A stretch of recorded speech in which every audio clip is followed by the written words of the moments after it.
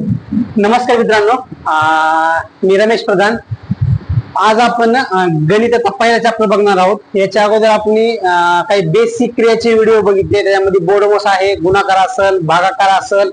आज आपण डायरेक्ट आपल्या चॅप्टरला हात घालू. पहिला चॅप्टर आहे संख्या आणि संख्या प्रकार. त्यातला पहिला प्रकार आहे बघा नैसर्गिक संख्या. नैसर्गिक संख्येची अगोदर तुम्हाला मी व्याख्या समजून सांगतो, त्यानंतर त्यामध्ये काही एकदम उदाहरण समजून सांगतो. असं प्रत्येक आपण एक एक प्रकार बघत जाणार आहोत. तर पहिला प्रकार आहे बघा नैसर्गिक संख्या. नैसर्गिक संख्या म्हणजे नेमकं काय समजून घ्या. याची व्याख्या अगोदर लिहितो मी. ज्या संख्येचा व्यवहारात वापर केला जातो अशा सर्व संख्यांना नैसर्गिक संख्या म्हणतात. नैसर्गिक संख्या म्हणतात. नैसर्गिक संख्या ही झाली व्याख्या आपली. याच्यामध्ये बघा सरळ सरळ कन्सेप्ट काय म्हणते, ज्या संख्येचा व्यवहारात वापर होणार आहे, ज्या संख्येचा व्यवहारात शून्य आणि मायनस संख्येचा वापर होत नाही.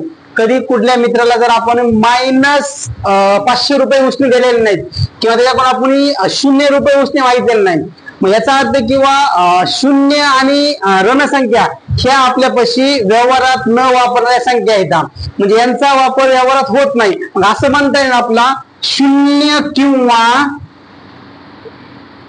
ऋणसंख्या यांचा वापर व्यवहारात होत नाही. म्हणजे या संख्या नैसर्गिक संख्या नाहीत. मग नैसर्गिक संख्या आहेत कोणत्या? तर 1 ते अनंत पर्यंत सर्व नैसर्गिक संख्या येतात. मी नंतर सांगतो बघा. 1 ते अनंत पर्यंत सर्व नैसर्गिक संख्या येतात. लिहून घ्या वाटलं तर. 1 ते अनंत पर्यंत सर्व नैसर्गिक संख्या आहेत. सर्व नैसर्गिक संख्या आहेत. ही झाली आपल्यापाशी नैसर्गिक संख्येची व्याख्या. ही नंतर ह्याच्यामध्ये आपण हे बघू किंवा नैसर्गिक संख्येची बेरीज कशी काढायची, नैसर्गिक संख्येमध्ये समसंख्या कशा काढायच्या, नैसर्गिक संख्येमध्ये विषम संख्या कशा काढायच्या, हे आपल्यापाशी पुढच्या गोष्टी आहेत. अगोदर आपण त्याची व्याख्या काय म्हणते हे समजून घेऊ. तर व्याख्या अशी होती किंवा ज्या संख्येचा वापर आपण व्यवहारात करणार आहोत, व्यवहारात आपण शून्याचा आणि मायनस संख्येचा वापर करत नाही. नंतर सांगतो मी. व्यवहारात आपण शून्याचा आणि मायनस संख्येचा वापर करत नाही, म्हणजे शून्य आणि मायनस या संख्या आपल्यापाशी नैसर्गिक संख्या नाहीयेत. ओके, इथपर्यंत समजलं माझ्यापैकी. यानंतर आहे दुसरा प्रकार मूळ संख्या. मूळ संख्येचा समजून घ्या काय म्हणते. तर ज्या संख्येला 1 आणि त्याच संख्येने भाग जाते, 1 आणि त्याच संख्येने भाग जाते अशा संख्यांना मूळ संख्या म्हणतात. मग 1 ते 100 पर्यंत एकूण मूळ संख्या आहेत किती, मी तुम्हाला लिहून देतो. तुम्ही माझ्यासोबत लिहून घ्या. बघा आता काय म्हणते. तर ज्या संख्येला 1 आणि त्याच संख्येने भाग जाते अशा सर्व संख्यांना मूळ संख्या म्हणतात. बघू आता 1 ते 100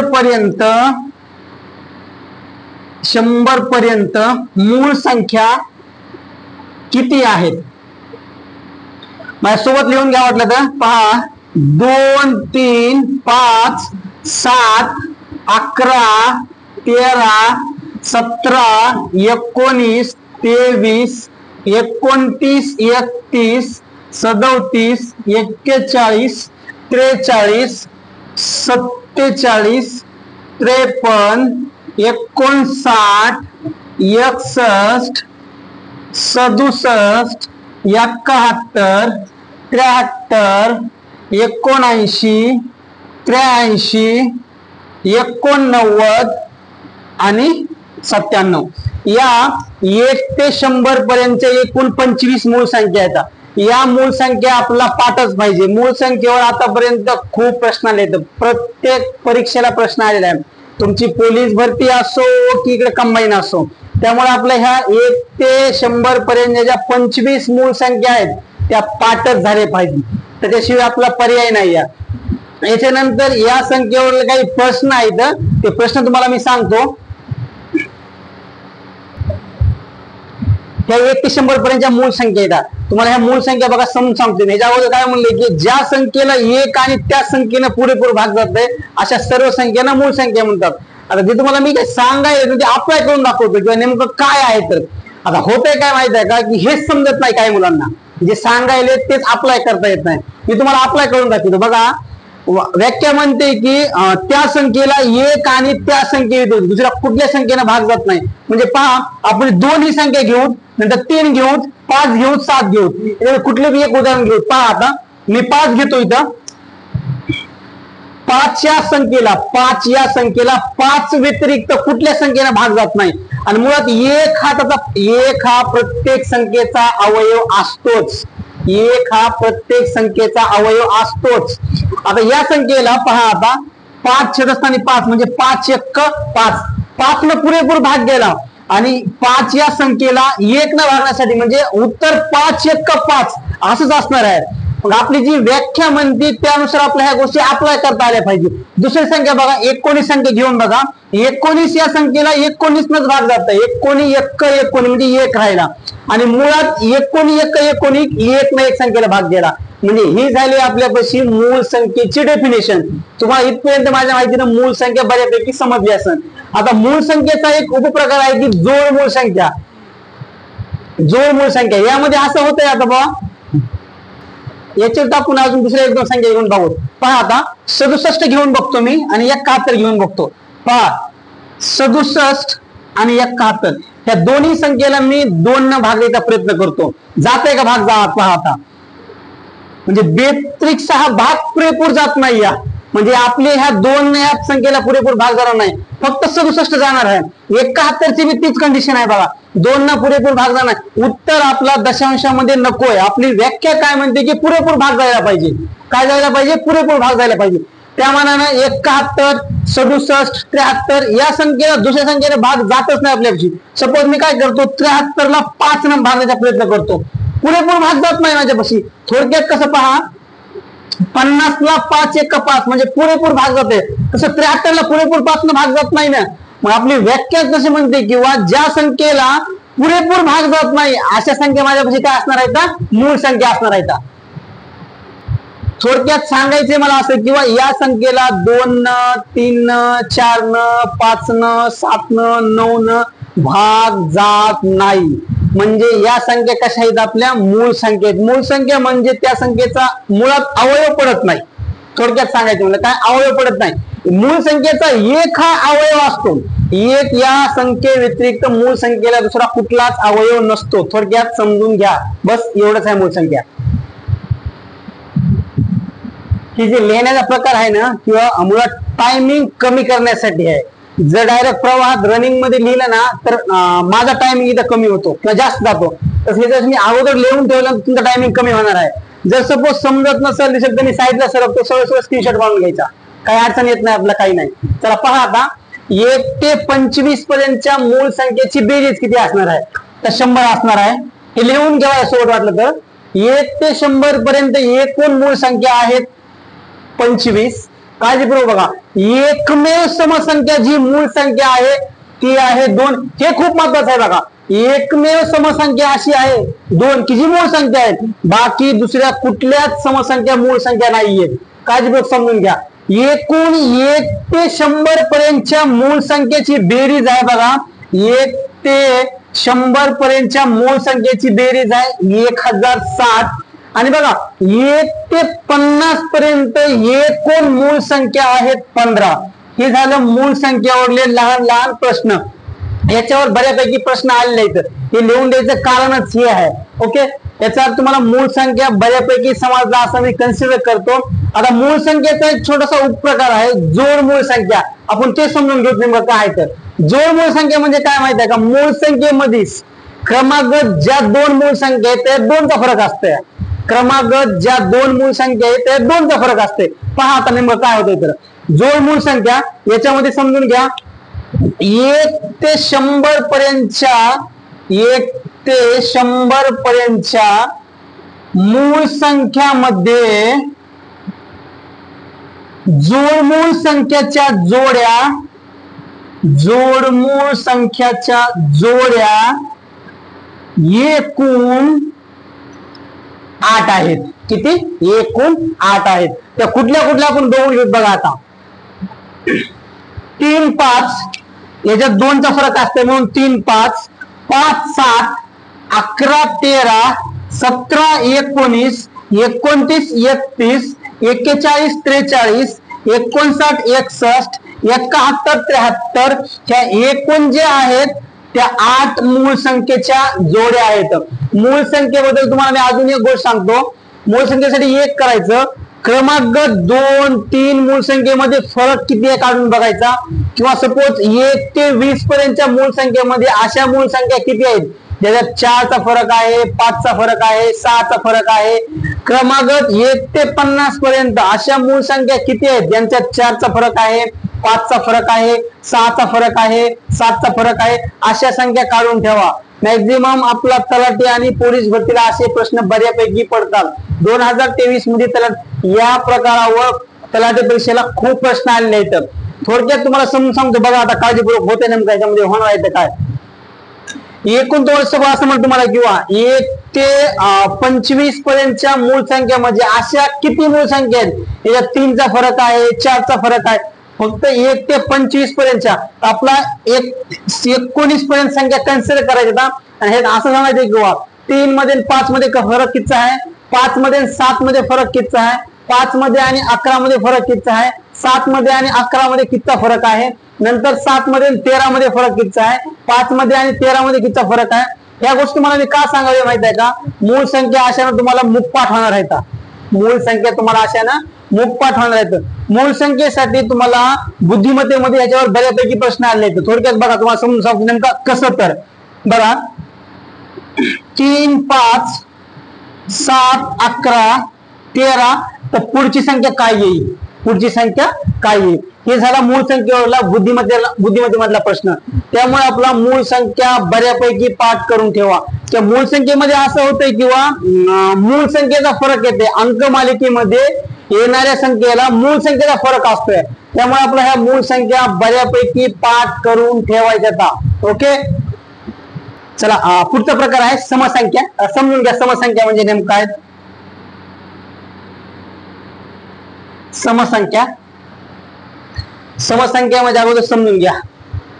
ज्या संख्येच्या एकक स्थानी 0 2 4 6 आणि 8 हे अंक असतात. मी तुम्हाला लिहून सरळ बघा आता. ज्या संख्येच्या एकक स्थानी, ज्या संख्येच्या एकक स्थानी 0 2 4 6 8 हे अंक असतात अशा संख्यांना समसंख्या म्हणतात. समसंख्या म्हणतात. थोडक्यात आता तुम्हाला मी हे समजून सांगतो की एकक स्थान म्हणजे नेमकं काय. एकक स्थान म्हणजे नेमकं काय. सपोज संख्या ही 1224, त्याच्यामध्ये हे एकक स्थान असतंय, हे दशक स्थान, हे शतक स्थान आणि हे हजार स्थान. मग आपली व्याख्या काय म्हणते, ज्या संख्येच्या एकक स्थानी 0 2 4 6 आणि 8 हे अंक म्हणजे बघा 4 हा अंक एकक स्थानी अंक आहे म्हणजे ही आपल्यापाशी कशी असणार आहे, समसंख्या असणार आहे. बघा नंतर 32 ही संख्या आहे, 34 ही संख्या आहे. इथे एकक स्थानी 2 आहे, इथे 4 आहे. 38 संख्या आहे, 40 ही संख्या आहे. ह्याच्या एकक स्थानी इथं 8 आहे, इथं 0 आहे. म्हणजे ह्या दोन्ही संख्या कशा असणार आहेत, समसंख्या असणार आहेत. समसंख्येबद्दल अजून एक गोष्ट ध्यानात ठेवा. क्रमागत मी लिहिलं ते वाटलं तर क्रमागत 2 समसंख्येत 2चा फरक असतो. 2चा फरक असतो, हे खूप महत्वाचं आहे. क्रमागत 2 समसंख्येत 2चा फरक असतो. अजून एक वाक्य लिहून घ्या. क्रमागत 2 समसंख्येचा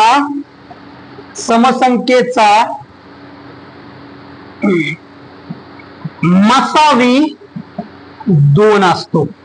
किती असतो, 2 असतो. म्हणजे थोडक्यात बघा आता काळजीपूर्वक 24 आणि 26 या 2 आपल्यापाशी समसंख्या आहेत. ह्याचा आपल्याला काय काढायचं, मसावी काढायचे. मसावी काढण्यासाठी ह्या 2 संख्येला असे 2 उभे काटके लावायचे काटके लावायचे आणि ह्या दोन्ही संख्येला कुठल्या एकाच संख्येनं भाग जाते असं बघायचं. आता ह्या दोन्ही संख्येला एका संख्येनं भागण्यासाठी मला 2च घालायला लागणार, कारण 24 आणि 26 या दुसऱ्या पाड्यातच नाही का. पण पहा आता बघा, हे बे 1 बे, बे 2 4, बे 1 बे, बे 3 6 हे झाले बघा. आता असामायिक अवयव म्हणजे आपल्यापाशी 2 हा एकमेव समसंख्येचा काय असणार आहे, मसावी असणार आहे. इथपर्यंत बऱ्यापैकी समजलं. हे 3 वाक्य ध्यानात ठेवा. क्रमांक 2 समसंख्येत 2चा फरक असते. मी बघा कसा, हे 32 आणि हे 34 आहे. ह्या दोघात फरक कितीचा असणार आहे, 2चा असणार आहे. म्हणजे आपल्यापाशी क्रमांक 2 समसंख्येत कितीचा फरक असते, 2चा असतंय. दुसरं वाक्य असं होतं, क्रमांक 2 समसंख्येचा मसावी ह्या 2 असते. तुम्हाला हे समजून सांगितलंय मी. म्हणजे आपल्यापाशी समसंख्या हा प्रकार बऱ्यापैकी समजलाय तुम्हाला, मी असं गृहीत धरतो. चला, दुसरा प्रकार आहे आपल्यापाशी विषम संख्या. बघा आता विषम संख्या म्हणजे नेमकं काय, तर विषम संख्या अगोदर व्याख्या समजून सांगतो. ज्या संख्येच्या एकक स्थानी 1 3 5 7 आणि 9 हे अंक मी लिहून देतो वाटलं. पहा, ज्या संख्येच्या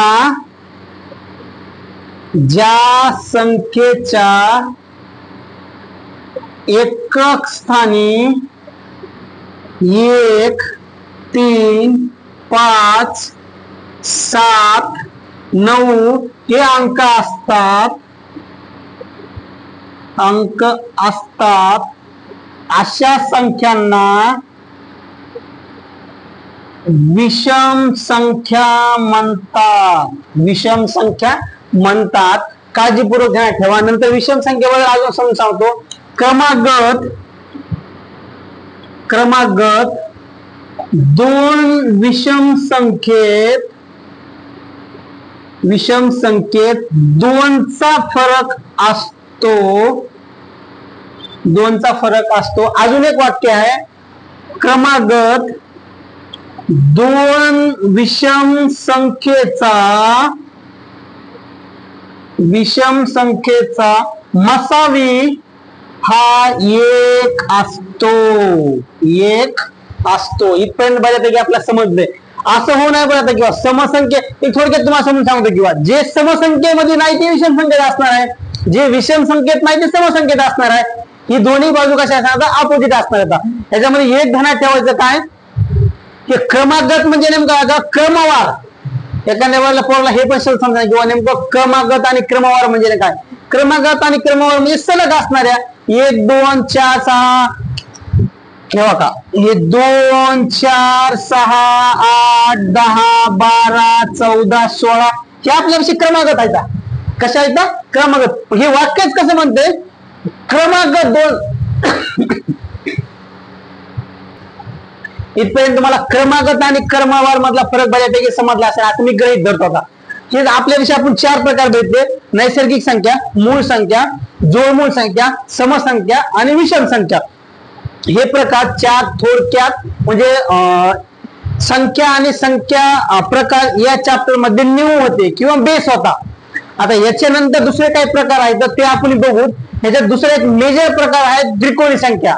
म्हणजे याच्यावर आतापर्यंत त्या त्रिकोणी संख्यावर अगणित प्रश्न आणले होते. त्यात म्हणजे एवढे प्रश्न आहेत की तुम्हाला पाया काढा, नंतरची काढा, अगोदरची काढा, एवढं बेसिक आहे त्याच्यामध्ये. तुम्हाला त्रिकोणी संख्येमध्ये मॅक्झिमम 20 उदाहरणं घेऊन तुम्हाला बऱ्यापैकी समजून सांगतो मी.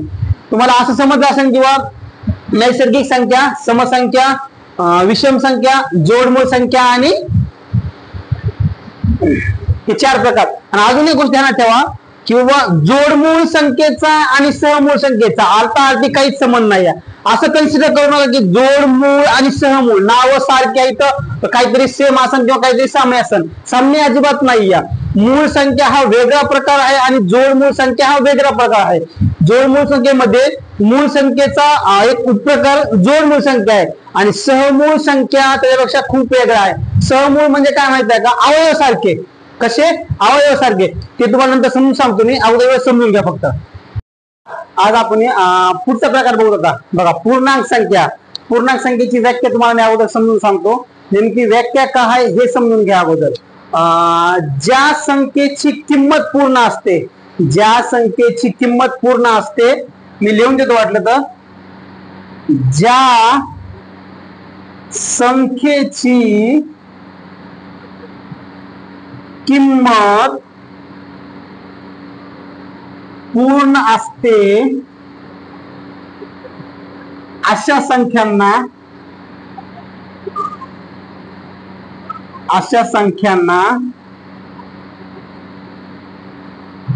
पूर्णांक संख्या म्हणतात. पूर्णांक संख्या म्हणतात. ओके, फक्त व्याख्या समजून घ्या. व्याख्या काय आहेत अगोदर, व्याख्या समजली आपला बाकी प्रश्न जे पुढे येणार आहे सर आपोआप समजते. ओके, याच्यानंतर आहेत अपूर्णांक संख्या.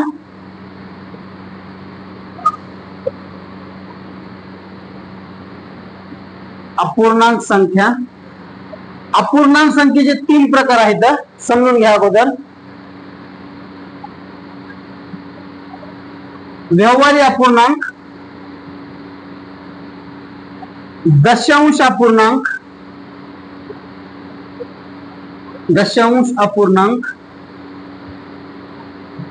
आणि तिसरा आहे आवर्ती दशांश अपूर्णांक. ओके, आता आपण एक एक बघू. नेमकं व्यवहारी अपूर्णांक म्हणजे काय बघा, ज्या संख्या तुम्ही अंश आणि छेद स्वरूपात लिहितात, अंश आणि छेद स्वरूपात लिहितात अशा संख्यांना व्यवहारी अपूर्णांक म्हणायचं. म्हणजे कसं बघा, 2 छेदस्थानी 3. ओके, याच्यामध्ये 2 हा आपला अंश आहे आणि 3 हा आपला छेद आहे. बस झालं, एवढंच आहे. काय अपूर्णांक संख्या. अपूर्णांकामध्ये पहिला प्रकार आहे व्यवहारी अपूर्णांक. व्यवहारी अपूर्णांकामध्ये अशा संख्या, ज्या संख्या तुम्ही अंश आणि छेद स्वरूपात लिहितात. म्हणजे पहा, हे अंश असेल आणि हे छेद असेल. म्हणजे 2 हा अंश आहे आणि 3 हा छेद आहे. त्यानंतर आहे दशांश अपूर्णांक. ज्या वेळेस व्यवहारी अपूर्णांकाचं उत्तर दशांशामध्ये येतं त्यावेळेस तशा अपूर्णांकास आपण काय म्हणायचे, दशांश अपूर्णांक. म्हणजे पहा कसा, तर बघा 2 छेदस्थानी 2, 5 छेदस्थानी 3. आता काळजीपूर्वक बघा की बे म्हणजे ह्या अपूर्णांकाला पुरेपूर भाग गेलाय.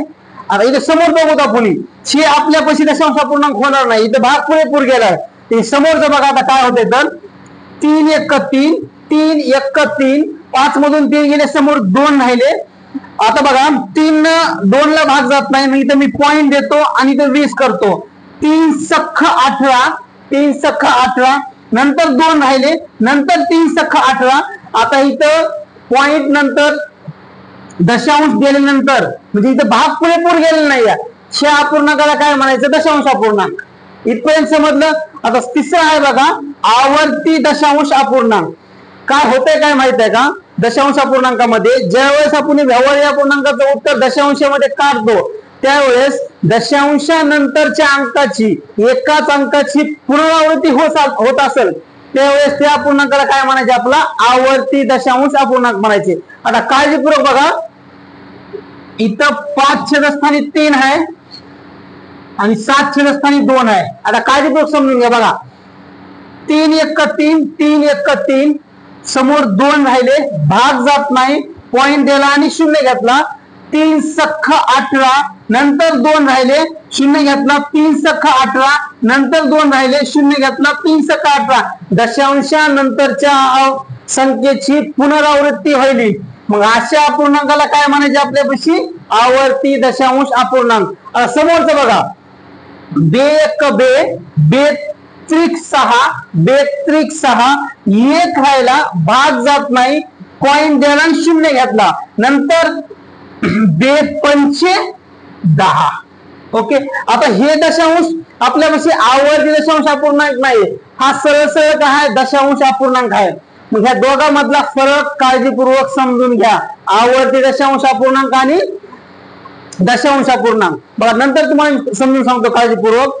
आपण बघितलं काय, पहिल्यांदा पूर्णांक संख्या, ज्या संख्येची किंमत पूर्ण असते, 1 ते तिकडे अनंतपर्यंत असेल, 1 ते अनंतपर्यंत असेल, ज्या संख्येची किंमत पूर्ण असेल अशा संख्यांना आपलं काय म्हणायचे, पूर्णांक संख्या म्हणायचे. त्याच्यानंतर बघितलं काय, अपूर्णांक संख्या. अपूर्णांक संख्येचे 3 प्रकार आहेत. व्यवहारी अपूर्णांक. व्यवहारी अपूर्णांक म्हणजे काय, अशा संख्या ज्या आपण अंश आणि छेद स्वरूपात लिहितात अशा संख्येला आपलं काय म्हणायचे, व्यवहारी अपूर्णांक. त्याच्यानंतर आहे दशांश अपूर्णांक. व्यवहारी अपूर्णांकाचं उत्तर ज्या वेळेस दशांशामध्ये येते त्यावेळेस आपला कुठला असणार आहे, दशांश अपूर्णांक असणार आहे. तिसरा होता आपल्यापाशी काय, आवर्ती दशांश अपूर्णांक.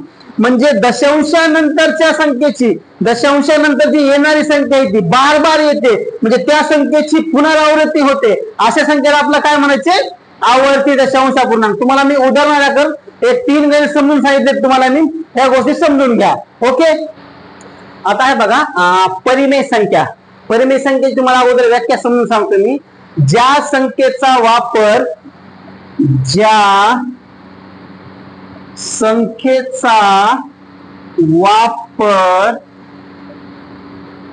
अंकगणितात केला जातो अशा सर्व संख्यांना परिमेय संख्या म्हणतात. परिमेय संख्या म्हणतात. आता इथं काळजीपूर्वक समजून घ्या, नैसर्गिक संख्या आणि परिमेय संख्येमध्ये नेमका फरक काय. तर नैसर्गिक संख्येमध्ये आपण माहित आहे का, व्यवहारात वापरणाऱ्या संख्येला नैसर्गिक संख्या म्हणलं होतं. आणि इथे काय म्हणते, ज्या संख्या तुम्ही अंकगणितात वापरणार आहेत. परिमेय नैसर्गिक संख्या हे आपल्या शून्य आणि मायनस संख्या नव्हत्या. आता परिमेय संख्येमध्ये मायनस संख्या पण असणार आहे का, आणि शून्य ही पण संख्या असणार आहे. शून्य ही पण संख्या असणार आहे. काळजीपूर्वक समजून घ्यावा. परिमेय संख्येमध्ये मायनस संख्या बी असणार आहे, म्हणजे ऋण संख्या पण असणार आहे, आणि शून्य ही पण परिमेय संख्या आहे. परिमेय संख्या आहे. शून्य ही नैसर्गिक संख्या नाहीये. शून्य ही नैसर्गिक संख्या नाहीये, किंवा ऋणसंख्या ह्या नैसर्गिक संख्या नाहीये. आता पण ऋणसंख्या आणि शून्य ह्या परिमेय संख्या दोन्ही पण आहेत. काळजीपूर्वक समजून घ्या. परिमेय संख्या अजून एक म्हणते, किंवा वर्गमुळातील आणि घनमुळातील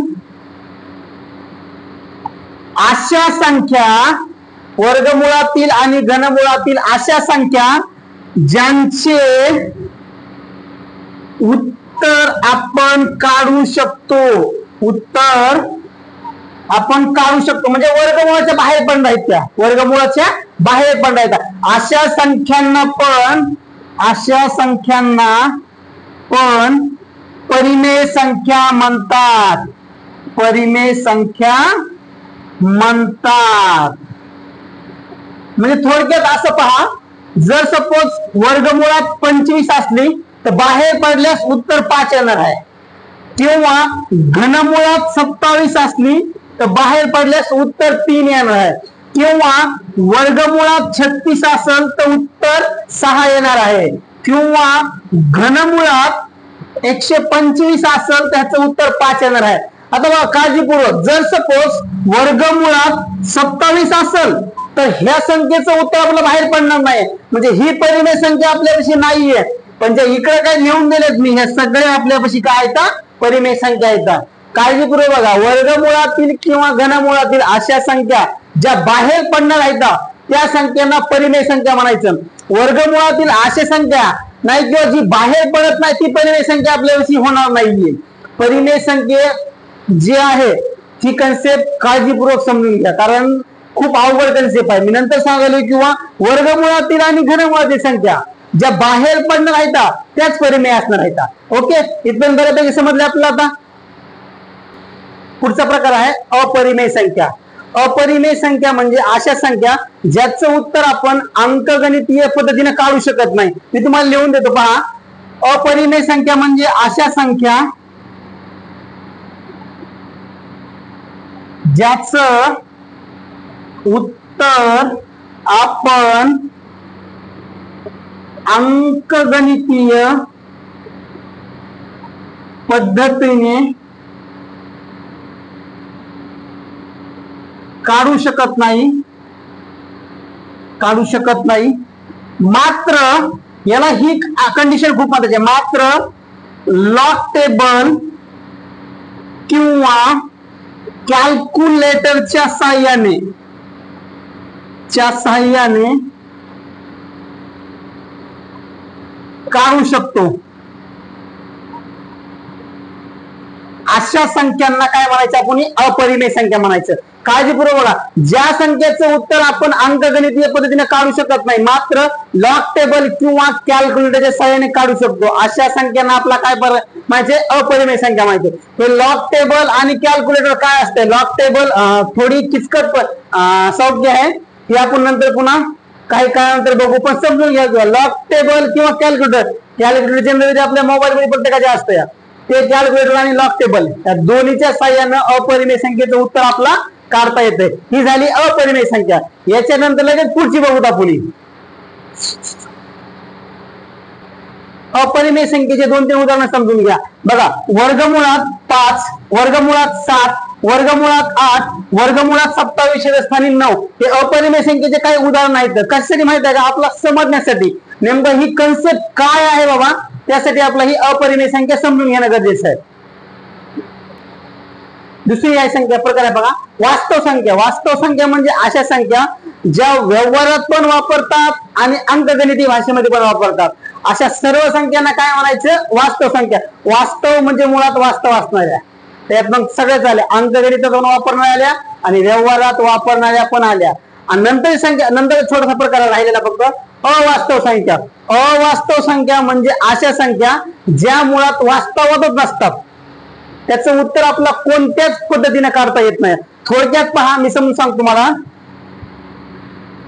मायनस वर्गमुळात 5, -7, -11, -17, -19 अशा संख्या मुळात वास्तवात नसतात. काळजीपूर्वक समजून घ्या. बघा, हे वर्गमुळात 5 आहे, हे वर्गमुळात 7 आहे, किंवा धनमुळात -11 हे अशा संख्या आहेत त्या मुळात वास्तवात नसतात.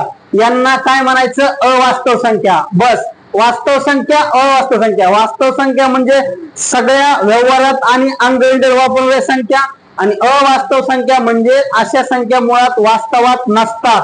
ही जे काय उदाहरण आहेत ते समजून घ्या काळजीपूर्वक. ठीक आहे, इथपर्यंत बऱ्यापैकी कळतंय. दुसरा प्रकार आहे संयुक्त संख्या. संयुक्त संख्या काळजीपूर्वक समजून घ्या. बघा, तुम्हाला अगोदर व्याख्या समजून सांगतो मी. दोन संख्येच्या गुणाकारातून तिसरी जी संख्या तयार होती तिला काय म्हणायचं? संयुक्त संख्या म्हणायचं.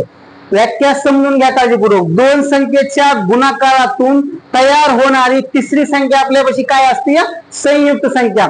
थोडक्यात बघा, 0 आणि 1, 0 आणि 1 ह्या मूळ संख्या नाहीत मुळात, आणि संयुक्त संख्या पण नाहीत. आपल्यापाशी 1 ते 100 पर्यंत, 1 ते 100 पर्यंत 25 मूळ संख्या गेल्या. 25 मूळ संख्या गेल्या. आपल्यापाशी 0 आणि 1 ही मूळ संख्या बी नाही आणि संयुक्त संख्या बी नाही. मग ओके, 1 ते 100 पर्यंत आपल्यापाशी संयुक्त संख्या आहेत 74. किती? 74. ही गोष्ट समजून घ्या काळजीपूर्वक. बघा, 0 ही आपल्यापाशी मूळ संख्या बी नाही आणि संयुक्त संख्या बी नाही.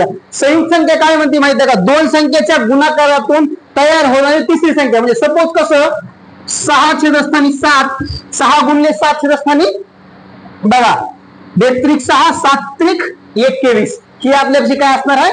संयुक्त संख्या. थोडक्यात पहा अजून बघा, 21 गुणिले 22 छेदस्थानी 2, 2 21 गुणिले 11, 11 1 11, हातचा 1 11, 11 दुनी 22 आणि 1 23, 231 ही आपल्यापाशी काय असणार आहे? संयुक्त संख्या. ओके, समजत पहिले काळजीपूर्वक. चला, पुढचा प्रकार आहे विरुद्ध संख्या. सोपा आहे खूप. म्हणजे काय? परस्पर विरुद्ध चिन्ह असणाऱ्या संख्यांना आपल्यापाशी काय म्हणायचे? विरुद्ध संख्या म्हणायची. म्हणजे परस्पर विरुद्ध म्हणजे कसं बघा, आता सपोज -5 अधिक 5 याचं उत्तर आपल्याशी किती असते? 0. नंतर -8 अधिक 8 याचं उत्तर पण आपल्याशी काय असणार आहे? 0. सपोज 5 - 5 0. ओके, बस एवढंच आहे. परस्पर विरुद्ध चिन्ह असणाऱ्या संख्यांना आपल्याला काय म्हणायचे? विरुद्ध संख्या म्हणायचे. बस. पण अजून उदाहरण सांगतो, -1 अधिक 1 बरोबर 0. बस झालं, एवढंच आहे. काय व्हा? परस्पर विरुद्ध चिन्ह असणाऱ्या संख्यांना. म्हणजे बघा, हिला मायनस संख्येला आहे आणि याला प्लस आहे. मायनस प्लस मायनस 0 असणार आहे. बस एवढीच व्याख्या याच्या ठरल्यापासून. थोडा महत्वाचा प्रकार आहे बघा आपले, काय सहमूळ संख्या. मी नंतर सांगतो, याच्यावर सांगितलंय मूळ संख्येत आणि सहमूळ संख्येत काहीच म्हणजे एकमेकात असा म्हणजे कुठलाच सहसंबंध नाही, कुठलाच सहसंबंध नाही. म्हणजे ह्या सख्या बहीण नाही का असं कन्सिडर करू नका, किंवा मूळ संख्या आणि सहमूळ संख्या दोन्ही अक्षरात मूळ आहे मग या सख्या बहिणी असतील किंवा सावत्र बहिणी असतील, असं काहीच नाही. यांच्यात वास्तवात काहीच संबंध नाही. समजून घ्या बघा. आता सहमूळ संख्या म्हणजे नेमकं काय, तर मी तुम्हाला एक दोन उदाहरण सांगतो. ज्या संख्येचा एकमेव अवयव असतो त्या संख्येला काय म्हणायचे आपल्याची सहमूळ संख्या. मी तुम्हाला उदाहरण समजून सांगतो. सपोज 7 आहे आणि 8 आहे, नंतर 11 आहे आणि 13 आहे, नंतर 19 आहे आणि 21 आहे, नंतर 14 आहे आणि 18 आहे. आता काळजीपूर्वक समजून घ्या बघा या उदाहरणामध्ये. 7 आणि 8 या दोन्ही संख्येला कुठल्या एकाच संख्येनं भाग जात नाहीये. म्हणजे सपोज जर 7 ची फोड केली मी किंवा 7 चे अवयव पाडलं तर 7 गुणिले 1 फक्त एकच अवयव निवड. म्हणजे सहमूळ संख्येचा एक हा अवयव कंपल्सरी असतोच. ओके. नंतर 8 ची बघा. आता 8 ची फोड अशी होईल 4 गुणिले 2 8, 2 गुणिले 4 8. ओके. ही अशी फोड आपला सहमूळ संख्येमध्ये एका संख्येची होते पण दुसऱ्या संख्येची होत नाही. म्हणजे ह्याचे अवयव सलग पडत नसतात. बघा आता काळजीपूर्वक 11 आणि 13 मध्ये बघूयात आपण. आता 11 ची जर फोड करायची म्हणलं तर 11 गुणिले 1 11 1 11, 13 गुणिले 1 13 1 13. बस ही झाली सहमूळ संख्येची कन्सेप्ट. आता काळजीपूर्वक अजून एक उदाहरण सांगतो बघा. हे 19 आणि 21. बघा 19 ची फोड अशी होईल 19 गुणिले 1 19 19, आणि 21 ची फोड अशी होईल 3 गुणिले 7 21, 7 गुणिले 3 7 त्रिक 21. बघा एका संख्येची फोड हो द्या पण दुसऱ्या संख्येची सलग फोड होत नसते. म्हणजे त्या संख्येचे अवयव पडत नसतात. अशा संख्येला काय म्हणायचे आपल्यापाशी सहमूळ संख्या. आता बघा तुम्हाला 14 मध्ये आणि 18 मध्ये फरक सांगतो नेमका काय ते बघा. आता ज्यावेळेस मी 14 ची फोड करणार आहे तर 14 ची फोड अशी होणार आहे 2 गुणिले 7 7 दोन्ही 14, नंतर 7 गुणिले 2 7 दोन्ही 14, नंतर आता काय बघा. आता 18 ची फोड करतो मी. आता 9 गुणिले 2 3 गुणिले 6, नंतर असं होईल पुन्हा अजून 2 गुणिले 9 6 गुणिले 3. ह्या दोन्ही संख्येमध्ये 14 मध्ये आणि 18 मध्ये बघा 2 हा सामायिक अवयव आलाय. म्हणजे एकापेक्षा जास्त सामायिक अवयव ना. ह्या 18 ला 14 ची फोड अशी होईल 14 1 14 म्हणजे 1 तर कंपल्सरी असणार आहे आणि 18 1 18. सहमूळ संख्येमध्ये एक हा अवयव कंपल्सरी असतोय. एक हा अवयव कंपल्सरी असतो. त्यानंतर 1 पेक्षा जास्त अवयव बघा इथं 2 चा पडलाय आणि इथं पण 2 चा पडलाय. म्हणजे ही आपल्यापाशी सहमूळ संख्या नाही. काय सांगतोय कळतंय का पोरा? समजते बऱ्यापैकी? ओके. हे समजून घ्या. सहमूळ संख्येमध्ये भल्या भल्यांना कन्फ्यूज होतंय. सहमूळला मूळ आणि मूळला सहमूळ असं होतंय. पण ह्या दोघीला काळजीपूर्वक सहमूळचा आणि मूळचा फरक समजून घ्या. कारण प्रकार हेच अवघड आहे अख्ख्या संख्या आणि संख्या प्रकार चॅप्टर मध्ये. ओके. इथपर्यंत बऱ्यापैकी कळतलं? ओके. याच्या आतापर्यंत आपण सगळ्या संख्येच्या म्हणजे संख्या आणि संख्येचे प्रकार याच्या व्याख्या तुम्हाला मी बऱ्यापैकी समजून सांगितल्या. ठीक आहे. आता आपण येऊ आपल्या उदाहरणाकडे. म्हणजे उदाहरण टॅकल कशी करायची नेमकं. ठीक आहे. कन्सेप्ट समजती पण ते अंमलात कशी आणायची हे कळत नाही. मग याच्या खातीर आपलं काय करायचं माहिती आहे का. याच्यावर उदाहरण बघायचे. तर आपण पहिला प्रकार बघितला होता नैसर्गिक संख्या. नैसर्गिक संख्येवर आपण काय उदाहरण येते ते टॅकल कसे करायचे ते बघूत आपण. चला बघा काय म्हणते. नैसर्गिक संख्या 1 पासून सुरू होणाऱ्या पहिल्या काही नैसर्गिक संख्येची बेरीज. काय नैसर्गिक संख्येची बेरीज. मग ह्याला छोटस सूत्र आहे. बघा ते पाठ करून ठेवा, छेदस्थानी 2. ओके, काळजीपूर्वक समजून घ्या. हे काय ट्रिक वगैरे काही नाही. सपोज जर कुणी म्हणलं ट्रिक वगैरे काही नाही, ही कन्सेप्ट आहे. कन्सेप्ट बिल्डअप झाली की आपलं उदाहरण सोडत येतं. बघा हे n म्हणजे काय माहिती आहे का, विचारलेली संख्या. n म्हणजे आपल्यापाशी विचारलेली संख्या असते. काय विचारलेली संख्या म्हणजे ही 18वी संख्या. म्हणजे थोडक्यात असं होईल बघा, आता हे 18. ओके, इथं काहीच म्हणजे गुणाकार असते, गुणाकार.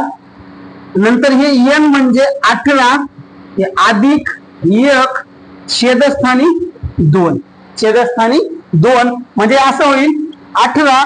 इथं गुणाकारात चिन्ह असंच राहील की 18 अधिक 1 19 होतील आणि हे छेदस्थानी 2 होते ना.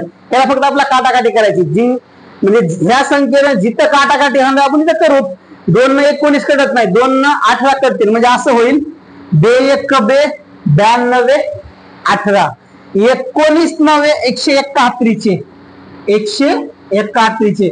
म्हणजे असं होईल 1 पासून 18 पर्यंत ज्यावेळेस आपलं जायचंय त्यावेळेस या सगळ्या संख्येची बेरीज किती होणार आहे, 171 होणार आहे. काळजीपूर्वक समजलं. अजून एक असंच बघूत आपण. बघा 1 पासून सुरू होणाऱ्या 20 पर्यंतच्या संख्येची बेरीज किती असेल, कितीपर्यंतच्या 20 पर्यंतच्या. तेच तुम्हाला अप्लाय करायचे. बघा हे 20 म्हणजे n असेल, म्हणजे हे 20 हे गुणिले हे 20 अधिक 1 छेदस्थानी 2. फक्त त्याला सोडवायचे काळजीपूर्वक. हे 20 इथं गुणिले घेतला, हे 20 आणि 21 छेदस्थानी 2 घेतले. याला काटाकाटी करतो आपण, इकडे होत नाही इकडे करू. 2 1 बे म्हणजे 10 झाले. 21 गुणिले 10 210 हे आपलं उत्तर असणार आहे.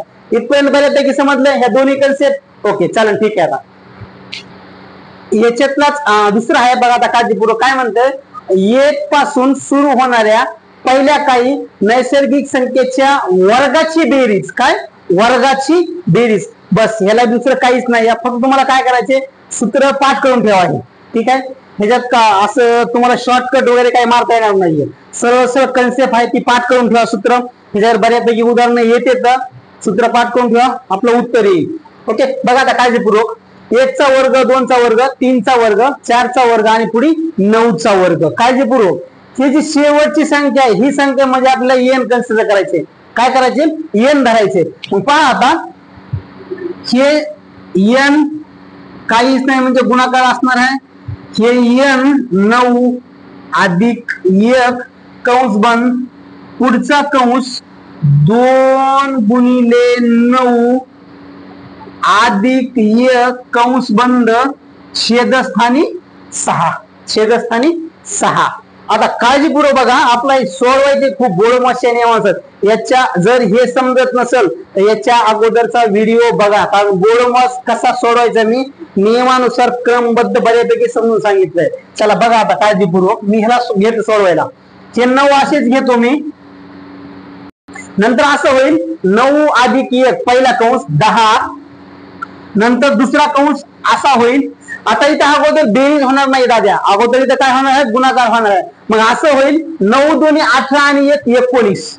9 2 18 आणि 1 19 छेदस्थानी 6. छेदस्थानी 6. फक्त काटाकाटी व्यवस्थित करायची, दुसरं काही नाही. बघा आता बघा काळजीपूर्वक. मी या संख्येला कमी करतो. ह्याला 3 ने भाग जाईल, ह्याला 3 ने, अगोदर 3 ने भाग येतो मी. असं होईल 3 2 6 3 त्रिक 9 बे 1 बे बे पंचे 10.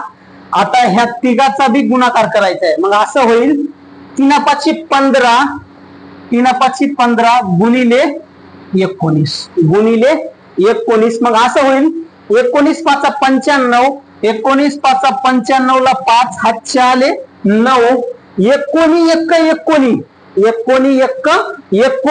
आणि हे वरचे 9 19 20 20 आणि 8 28 हे आपलं उत्तर असणार आहे.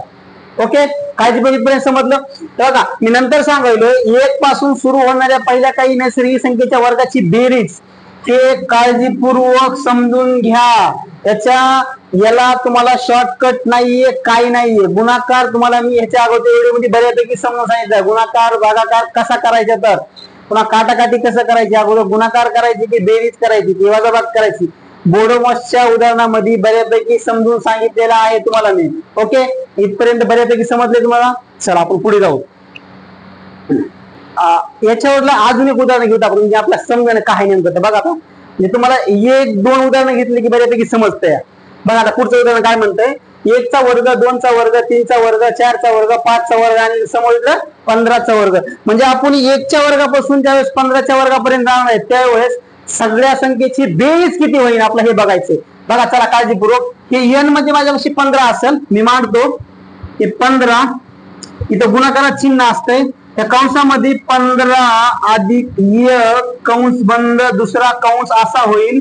हे 2 गुणिले 15 अधिक 1 छेदस्थानी 6. मी नंतर सांगायलोय, सूत्र पाठ करून ठेवा. Concept is a power.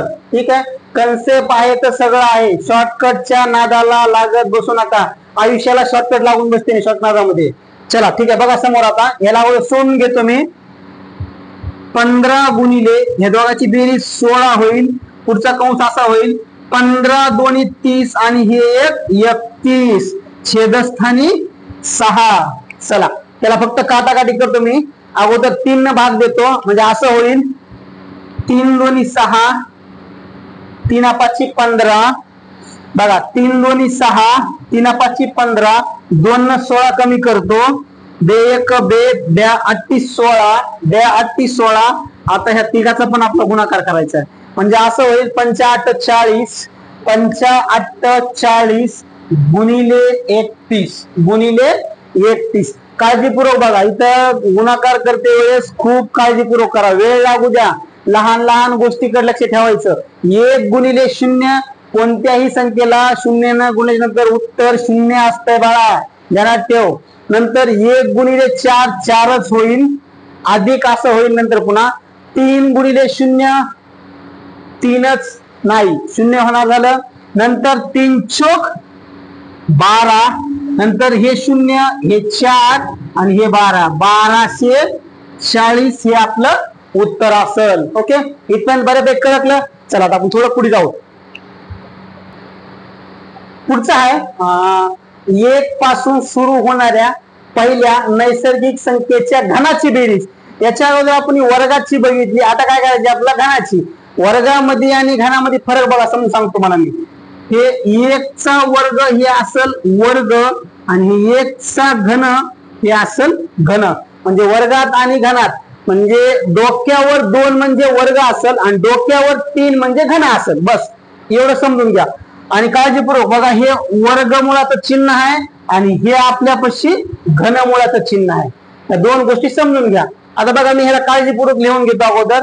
की शेवटची संख्या आपल्यापाशी 9 असेल, 9च लिहा, 9चा घन लिहू नका. बघा हे 9 काहीच नाही, म्हणजे गुणाकारात चिन्ह. हे 9 अधिक 1 छेदस्थानी 2 या सगळ्याचा कंसाचा वर्ग असेल. काय असेल? कंसाचा वर्ग असेल. बघा काळजीपूर्वक ह्याला मी आता काय करतो बघा. अगोदर हे 9 गुणिले या दोघांची बेरीज 10 आली, छेदस्थानी 2, नंतर कंसाचा वर्ग आहे आपल्यापाशी, कंसाचा वर्ग. बघा चला, जिथं काटाकाटी म्हणतं काटाकाटी करतो वर्ग कंसामध्ये. म्हणजे असं होईल बे एक बे, बे पंचे 10, 9 गुणिले 5, 9 पाची 45चा वर्ग, 45चा वर्ग. आता काळजीपूर्वक बघा, एक सोपं आहे याच्यामध्ये. आता इथून पुढे तुम्हाला मी जसं काय व्हिडिओ अपलोड करेल तसं तुम्हाला मी वर्ग काढणं, घन काढणे, घनमूळ काढणे, घात काढणे सगळ्याच्या ट्रिक समजून सांगणार आहे. बघा आता ज्या संख्येच्या एकक स्थानी 5 असते, 5 त्या संख्येचा वर्ग करणं खूप सोपं असतंय. म्हणजे काय करायचं याची फोड बघा. आता ते 45 आहे, 45 ला शेवटच्या संख्येचा वर्ग लिहायचा. म्हणजे 5चा वर्ग 25, 5चा वर्ग 25. हे 4 आहे ना, 4 4 4च्या समोर संख्या घ्यायची. म्हणजे काय करायचं बघा, आता हे 4 गुणिले 5 असं करायचं. मग काय होईल, 4 पंचे 20 होईल. बस झालं आपलं उत्तर 20 25 म्हणजे 45 किती असेल 20 25. मी नंतर सांगायला ज्या संख्येच्या एकक स्थानी 5 आहे का त्याला ही स्ट्रिक अप्लाय होती बरं, दुसऱ्या संख्येला होत नाहीये. दुसऱ्या संख्येला काढला अजून वेगळेच प्रकार आहे. ओके हे समजून घ्या काळजीपर्यंत. इथपर्यंत बऱ्यापैकी समजलं असेल. आता काय करू माहिती आहे का आपण दोन संख्येच्या मधली नैसर्गिक संख्या किती असते आपण हे बघू काढायचं आता. ओके आता आपण दोन संख्येच्या मधल्या एकूण नैसर्गिक संख्या काढू. काय एकूण नैसर्गिक संख्या काढू समजून घ्या. या नैसर्गिक संख्या म्हणजे नेमकं असतंय काय तर बघा एकूण मी नंतर सांगायला ह्याला काही ट्रिक वगैरे असं काही नाहीये. जी आहे ती कन्सेप्ट आहे. कन्सेप्ट समजली ट्रिक आपोआप येते. आणि ट्रिक बी बिल्डअप कधी होते का ज्या वेळेस तुम्ही एखाद्या गोष्टीत पारंगत होतात त्यावेळेस तर ट्रिक डेव्हलप होत असते. उगाच ट्रिक डेव्हलप होत नाहीये. चला पहा आता समोर बघा काळजीपूर्वक मी तुम्हाला उदाहरण देतो. 145 21 ते 145 पर्यंत एकूण नैसर्गिक संख्या किती असतील. आता काळजीपूर्वक बघा काय म्हणतंय शेवटची संख्या मायनस पहिली संख्या कंसाच्या बाहेर अजून एक असेल. बघा आता मी शेवटची संख्या ह्या दोन्ही मध्ये शेवट संख्या 145 असेल. मग असं होईल 145 मायनस पहिली संख्या म्हणजे 21 होईल आणि कंसाच्या बाहेर काय होईल 1 होईल. चला काळजीपूर्वक सरळ सरळ आपली वजाबाकी आहे. वजाबाकी आपला येते या करा. चला 145 मायनस 21 4 मधनं 1 गेला 5 मधनं 1 गेला 4 राहिले. 4 मधनं 2 गेले 2 राहिले आणि हे 1. ओके आणि नंतर अधिकचा 1 मग हे 125 ह्या आपल्या काय असतील नैसर्गिक संख्या. कुठपर्यंत 21 ते 145 पर्यंतच्या नैसर्गिक संख्या एवढ्या असते ना. अजून समजून सांगतो तुम्हाला पुढचं एक असंच मी बघा आता काळजीपूर्वक 48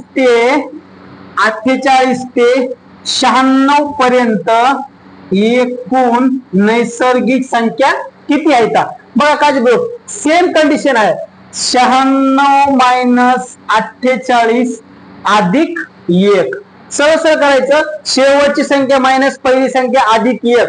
96 मधनं 48 गेले बघा काळजीपूर्वक बघा इथं 9 मायनस 48 काळजीपूर्वक 6 लहान आहे तर 8 मोठे 6 मधनं 8 जात नाही तर हातचा घेऊन 16 केले 16तून 8 गेले खाली 8 राहिले. ओके घेतलेला हातचा वापस देऊन टाकला. नंतर 9 मधनं 5 गेले 4 राहिले 48 झाले आणि समोरचा 49 नैसर्गिक संख्या असताना कुठं 48 ते 96च्या दरम्यान. ओके इथपर्यंत काळजीपूर्वक समजलं बऱ्यापैकी. चला थोडं आपण पुढे जाऊ आता. आता पुढे आहे बघू नैसर्गिक संख्येची बेरीज म्हणते आपला. काय म्हणते नैसर्गिक संख्येची बेरीज कितपर्यंतच्या 24 ते 68 पर्यंतच्या. अगोदर आपण काय करू माहिती आहे का ह्या दोन संख्येमधल्या नैसर्गिक संख्या काढून घेऊ. मग नैसर्गिक संख्या काढण्यासाठी बघा नैसर्गिक संख्या बरोबर शेवटची संख्या मायनस पहिली संख्या अधिक 1. मी ह्याला शॉर्टकट लिहिलंय ते म्हणजे शेवटची संख्या मायनस पहिली संख्या कंसाच्या बाहेर अधिक 1 असेल. मग आता बघा शेवटची संख्या 68 असेल मायनस 24 असेल अधिक 1 होईल. मग हे 68 मायनस 24 8 मधून 4 गेले 4 राहिले 6 मधनं 2 गेले 4 राहिले हे अधिक 1 45. मग बघा 24 ते 68 पर्यंत एकूण नैसर्गिक संख्या आपल्यापाशी किती झाल्या 45 झाल्या. आता आपल्याला विचारलंय काय माहिती आहे का 24 ते 68 पर्यंतच्या नैसर्गिक संख्येची बेरीज विचारली. आता नैसर्गिक संख्या काढणं वेगळं आणि त्यांची बेरीज काढणं वेगळं. बरं काळजीपूर्वक समजून घ्या. बघा चला त्याची बेरीज आपण काढतो आता. बेरीज काढण्यासाठी आपल्याला काय करायचे माहिती आहे का बघा ही नैसर्गिक संख्येची बेरीज बरोबर पहिली संख्या अधिक शेवटची संख्या छेदस्थानी 2 गुणिले एकूण नैसर्गिक संख्या. एकूण नैसर्गिक संख्या बघा शॉर्टकट लेट मी वाचायलोय किंवा बोलायलोय मी त्यावेळेस हे समजून घ्या. ठीक आहे.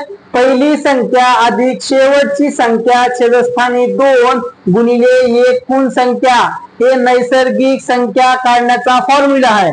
नंतर आपण ज्यावेळेस आपला फक्त नैसर्गिक संख्येची बेरीज काढण्याचा फॉर्म्युला आहे आणि वरचं काय होतं शेवटची संख्या मायनस पहिली संख्या अधिक एक हे फक्त आपला काय काढायचं होतं नैसर्गिक संख्या. चला आता बघूत आपण खाली काय म्हणतोय बघा. नैसर्गिक संख्येची बेरीज काढायला पहिली संख्या माझ्यापाशी 24 असल, शेवटची संख्या 68 असल, छेदस्थानी 2 असल आणि गुणिले एकूण नैसर्गिक संख्या माझ्यापाशी 45 आलेल्या आहेत. आता बघा काळजीपूर्वक ह्या 2 न 24 कमी करू नका किंवा 68 कमी करू नका. अगोदर ह्या दोघांची बेरीज करा. मग असं होईल हे 24 आणि 68 8 आणि 4 12 ला 2 हातचा आला 1 हे 6 आणि 2 8 आणि 1 9 92 छेदस्थानी 2 गुणिले 45 याला गुण्या गोविंदाना काटाकाटी करू आपण. ठीक आहे. आता हे गुणाकार भागाकार मी तुम्हाला याच्या अगोदर पण सांगितले की आपल्या 5वीला पुजलेला आहे. मसनात जाईपर्यंत गुणाकार महत्वाचा आहे आपल्यासाठी. चला बघा आता बे एक बे चोक 8 एक राहिला बेसख्ख 12 काळजीपूर्वक बघा बेचोक 8 एक राहिला बेसख्ख 12 मग आपल्यापाशी काय आलं 46 गुणिले 45 फक्त गुणाकार करायचा आहे. 5 सख्ख 30 ला 0 हातचा आला 3 4 पंचे 20 आणि 3 23 अधिक साइन चोक 24 24 ला 4 अच्छा आले 2 4 इंचोक 16 17 आणि 18 काळजीपूर्वक मांडा हे 0 हे 4 आणि 3 7 हे 8 आणि 2 10 ला 0 हातचा 1 आला 1 आणि 1 2 आपल्यापाशी नैसर्गिक संख्येची बेरीज असल 20 27 म्हणजे 2 70 सॉरी 20 70 असेल आपल्याची बेरीज. इथपर्यंत बऱ्यापैकी कळकलंय असं समजून घ्या. बघा ह्याचा गुणाकार वाटलं तर मी साईडला लिहून ठेवतो इकडं 46 गुणिले 45 नाहीतर नंतर असं होणे की गुणाकार काय केला हे समजा नाही. बघा 6 पंचे 30 ला 0 हातचे आले 3 4 पंचे 20 आणि 3 23 ओके साइन चोक 24 हातचे आले 2 4 इंचोक 16 17 आणि अरे बापरे 0 7 8 आणि 2 10 ला 0 हातचा 1 आला 2070 समज इथपर्यंत काळजीपूर्वक. चला पुढे जाऊ. ह्याच टाईपवरलं दुसरं गणित आहे म्हणजे आपण एका टाईपवर 1 2 अशी उदाहरणं बघू जेणेकरून तुम्हाला ती कन्सेप्ट समजून जाईल नेमकं काय. तर चला पहा काय म्हणतोय 35 ते 112 पर्यंतच्या नैसर्गिक संख्येची बेरीज काढा. अगोदर मी ह्याला सरळ सरळ आपल्या भाषेमध्ये ह्याला नैसर्गिक संख्या काढून घेतो नंतर आपण ती बेरीज काढू. म्हणजे बघा नैसर्गिक संख्या बरोबर शेवटची संख्या मायनस पहिली संख्या कंसाच्या बाहेर 1 असेल. काळजीपूर्वक शेवटची संख्या 112 मायनस 35 अधिक 1 असेल. आता काळजीपूर्वक ह्यांची वजाबाकी करतो 112 मधनं 35 गेले काळजीपूर्वक पहा 2 मधनं 5 जात नाही तर 12 करतो 12 मधून 5 गेले खाली 7 राहिले घेतलेला हातचा वापस दिला 11 तन 4 गेले 7 राहिले 77 आणि 1 78 ओके 77 आणि हे 1 78 78 आपल्यापाशी नैसर्गिक संख्या असतील. 78 काय असतील आपल्यापाशी नैसर्गिक संख्या.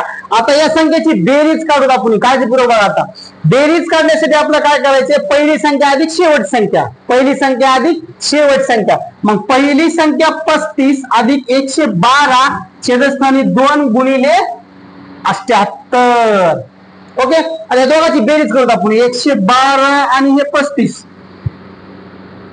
7 4 आणि हे 147 छेदस्थानी 2 गुणिले 78 ओके.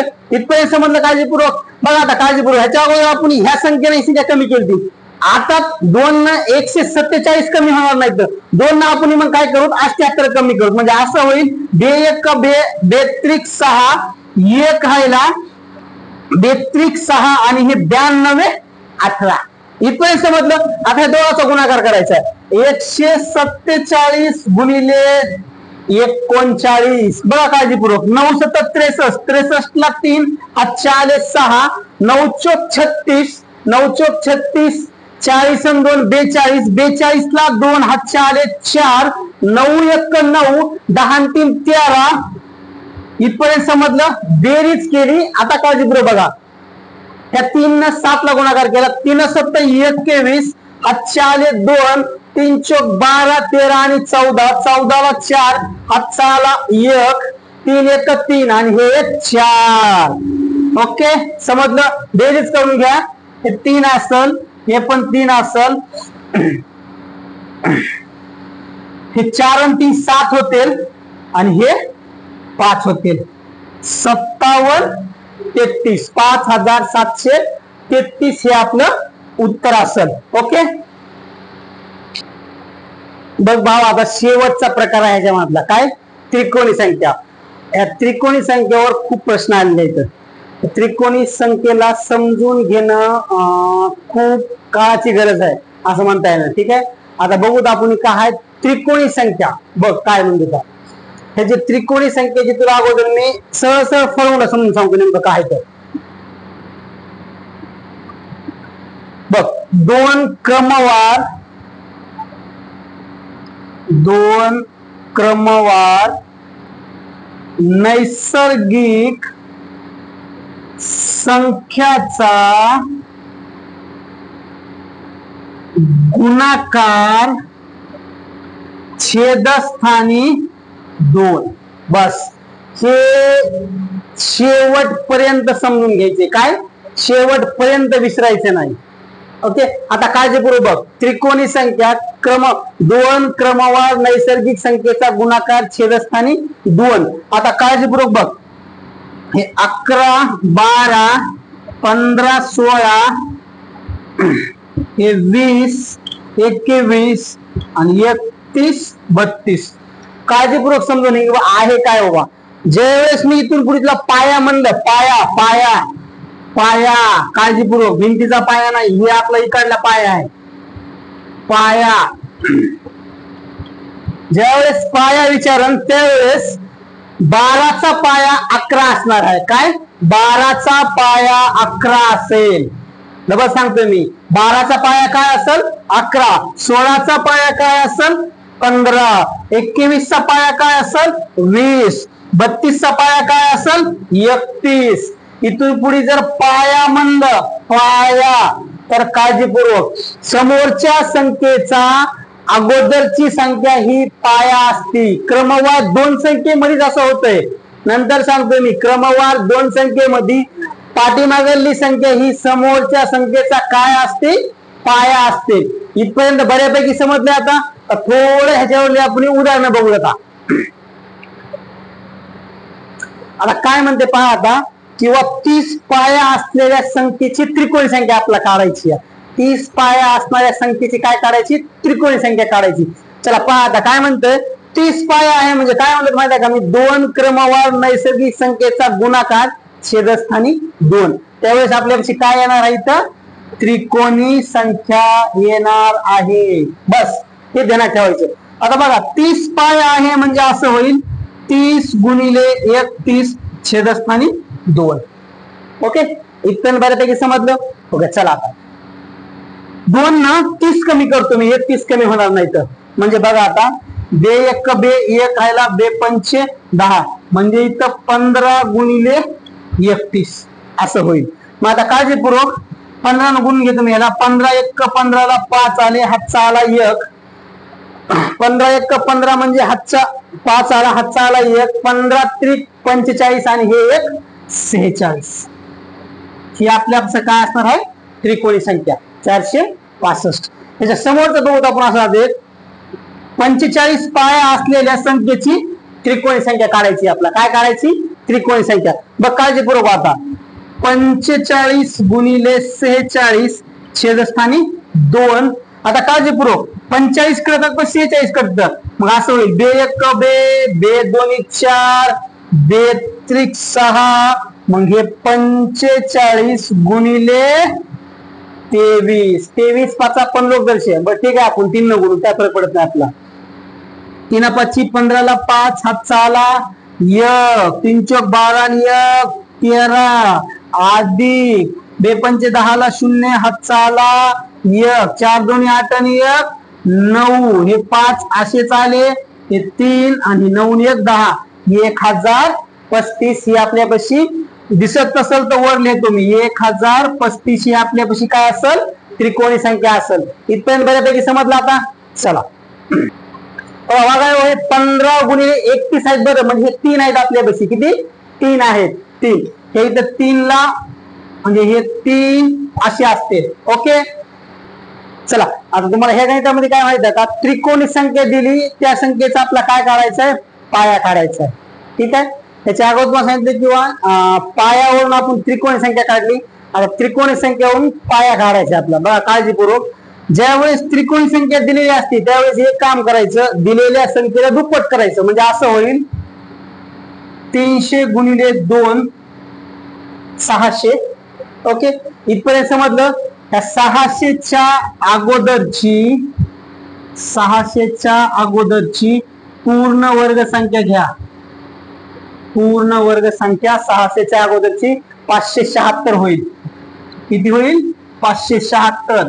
576 हे कुठल्या संख्येचा वर्ग आहे? 24चा. म्हणजे 300चा पाया आपल्यापाशी 24 आलेला आहे. 300चा पाया आपल्यापाशी किती आलेला आहे? 24. हे झालं पहिलं उदाहरण. याच्यासारखं दुसरं उदाहरण आपण बघू. पहा चला, 153 ही त्रिकोणी संख्या आहे. या संख्येचा पाया काढायचा आहे. बघा 153 गुणिले 2 करा काळजीपूर्वक. 300 समजत नसल तर गुणाकार करून देतो मी, काही फरक पडत नाही मला आपला. ओके 3 दुनी 6, 5 दुनी 10 ला 0 हातचा 1 आला, बे 1 बे आणि 1 3, 306 होईल. 306च्या अगोदरची पूर्ण वर्ग संख्या होईल 289. 289 289 17 या संख्येचा वर्ग आहे. किती? 17 या संख्येचा वर्ग आहे. काळजीपूर्वक बघा, हे समजून घ्या. ओके समज पर्यंत चला, काय अडचण नाही. हे झालं त्रिकोणी संख्येवरून आपला काय करायचा? पाया काढायचा. म्हणजे तुम्हाला त्रिकोणी संख्या आणि पाया ह्या दोन्ही गोष्टी काळजीपूर्वक समजल्या. याच्यानंतर आपण आता पुढची संख्या आणि मागील संख्या काढू. आता बाबा दिलेल्या त्रिकोणी संख्येच्या नंतरची त्रिकोणी संख्या आपला काढायची आहे. समजून घ्या. बघा काय म्हणते माहिती आहे का, 78 ही एक त्रिकोणी संख्या आहे. या संख्येच्या नंतरची आपल्याला 5वी त्रिकोणी संख्या काढायची आहे. काय काढायची? 5वी संख्या काढायची आपल्याला. बघा आता काळजीपूर्वक, दिलेल्या संख्येची दुप्पट करा. 78 दोन्ही 156 होईल. जर जमत नसेल त्याचा गुणाकार करून बघा. 78 गुणिले 2, 8 दोन्ही 16 ला 6 हातचा 1 आला, 5 दोन्ही 7 दोन्ही 14 आणि 1 15, 156. ओके 156 जर आहे 156 ला एक काम करायचं आता काळजीपूर्वक बघा. ज्यावेळेस मी तुम्हाला सांगायला 156च्या अगोदरची, आता इथं 156च्या अगोदरची पूर्ण वर्ग संख्या शोधा. पूर्ण वर्ग संख्या शोधा काळजीपूर्वक. 156च्या अगोदरची पूर्ण वर्ग संख्या 12 होईल. किती होईल? 156च्या अगोदरची पूर्ण संख्या 144 झाली. 144 ज्यावेळेस बाहेर पडेल त्यावेळेस हे 12चा वर्ग असेल. कितीचा वर्ग असेल? 12चा. आता काळजीपूर्वक बघा, 12 हे आपल्यापाशी पाया नाही अजून. 12 हे आपल्यापाशी पाया नाही अजून. 12 मध्ये जी समोरची संख्या तुम्हाला दिलेली आहे, किती विचारली? आपला 5वी संख्या विचारली. मग 12 मध्ये 5 प्लस केले, 12 5 प्लस केले झाले 17. 17 हा आपल्यापाशी नवीन पाया आहे. अजून त्रिकोणी संख्या आलेली नाही. 17 हा आपल्यापाशी नवीन पाया आहे. मग काय करायचं? 17 गुणिले 18 करा. 17 गुणिले 18 छेदस्थानी 2, 17 गुणिले 18 छेदस्थानी 2, 92 18, 92 18, 17 गुणिले 9, नसल गळत नसल पाडा समजत तर गुणाकार करा, काय फरक पडत नाही आपला. 9 7 63, हातच्या आले 6, 9 1 9, 9 6 15, 153, 17 53 बस.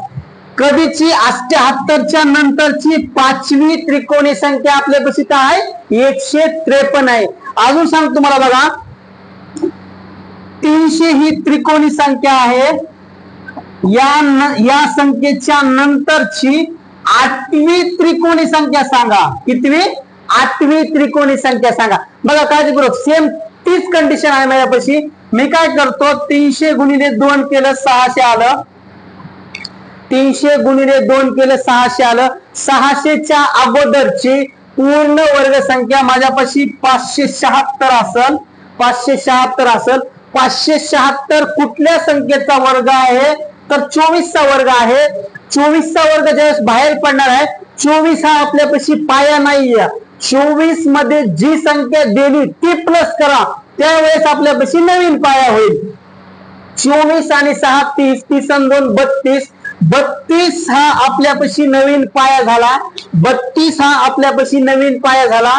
32 गुणिले 33 करा, छेदस्थानी 2 करा, म्हणजे समोरची संख्या आपला भेटणार आहे. म्हणजे बघा बेयक बे एक राहिला, बेसक्क 12, 16 गुणिले 33, 16 गुणिले 33 बघा 33 गुणिले 16, 16 1 16, 16 2 32, 16 3 48, 48 ला 8 हातच्या आले 4, 16 1 16, 16 2 32, 16 3 48, 48 2 50 2 52, 528. कधी नंतरची 300 नंतरची 8वी त्रिकोणी संख्या 528 असेल. त्या दोन्ही कन्सेप्ट तुम्हाला बऱ्यापैकी समजल्यात असं गृहीत धरायला हरकत नाही. नंतरची बघितली, आता पुढच्या प्रकारामध्ये अगोदरची बघायची आपला. हे एक काळजीपूर्वक समजून घ्या. समजत नसेल तर व्हिडिओ पॉज करू बघा, स्टॉप करा, स्क्रीनशॉट मारा, पण काळजीपूर्वक बघा. त्रिकोणी संख्येवर बऱ्यापैकी प्रश्न आलेले आहेत. ओके कळलं. याच्या अगोदर आपण नंतरची बघितली होती. आता या गणितामध्ये अगोदरची संख्या बघायची. काय अगोदरची त्रिकोणी संख्या. आता बघा गणित काय म्हणतंय 171 ही त्रिकोणी संख्याच्या अगोदरची 5वी त्रिकोणी संख्या काढायची. कितवी 5वी काढायची. मी काय करतो 171 गुणिले 2 करतो. उत्तर होईल 342. हे दोघात सहज गुणाकार केला मी. उत्तर किती आलं 342. 342 या संख्येच्या अगोदरची पूर्ण वर्ग संख्या काढा.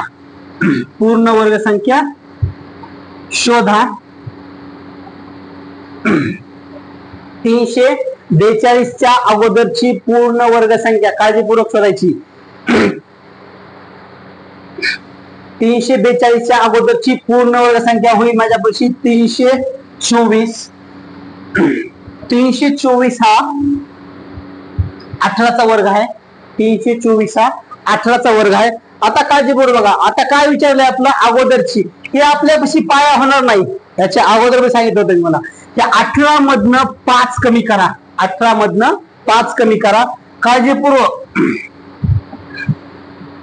13 झाले. किती झाले 13 झाले. 13 हा आपल्यापाशी नवीन पाया आहे. 13 आपल्यापाशी काय आहे नवीन पाया आहे. मला विचारली आता त्रिकोणी संख्या. मग मी काय करतो पाया 13 गुणिले 14 छेदस्थानी 2. ओके इथपर्यंत कळलं. 62 14 13 7 13 7 किती 91. ओके ही आपल्यापाशी काय असणार आहे 171 या संख्येच्या अगोदरची 5वी त्रिकोणी संख्या ही असेल. ओके इथपर्यंत कळलं काळजीपूर्वक. याच्यानंतर हा ठीक आहे चालणार इथपर्यंत. पुढचं त्या टाईपवरलं गणित आहे समजून घ्या अगोदर बघा. 325 या संख्येच्या अगोदरची 6वी त्रिकोणी संख्या आपला काढायची आहे. मी काय करतो अगोदर 325 गुणिले 2 करतो. 650 होईल. ओके, 650 या संख्येच्या अगोदरची पूर्ण वर्ग संख्या 625 असल. 625 25 चा वर्ग असल. 25 चा वर्ग असल. 25 हा आपला नवीन पाया नाहीये. आपला नवीन पाया शोधायचा आहे. 25 मधनं 6 कमी करायचे आपला. 25 मधनं 6 कमी केले 19 आले. 19 हा आपला नवीन पाया आहे. 19 हा आपला नवीन पाया आहे. मग आपला त्रिकोणी संख्या काढायची. असं होतंय आता 19 गुणिले 20 छेदस्थानी 2.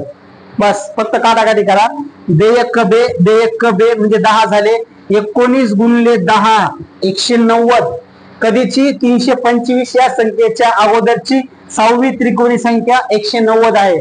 काळजीपूर्वक समजून घ्या. तुम्हाला बघा मी आज पुरेपूर नैसर्गिक संख्या असेल, मूळ संख्या असतील, समसंख्या असतील, विषम संख्या असतील, पूर्णांक संख्या असतील, परिमेय संख्या असतील, अपरिमेय संख्या असतील, वास्तव संख्या असेल, सहमूळ संख्या असेल, संयुक्त संख्या असतील, विरुद्ध संख्या असतील आणि त्रिकोणी संख्या असतील, या संख्या आणि संख्या प्रकारामधला प्रत्येक गोष्ट मला मी कन्सेप्ट सिरीज समजून सांगितली आहे. म्हणजे कन्सेप्ट विथ त्याची उदाहरणं इम्प्लिमेंट कसं करायचे ते मी तुम्हाला बऱ्यापैकी समजून सांगितलेली.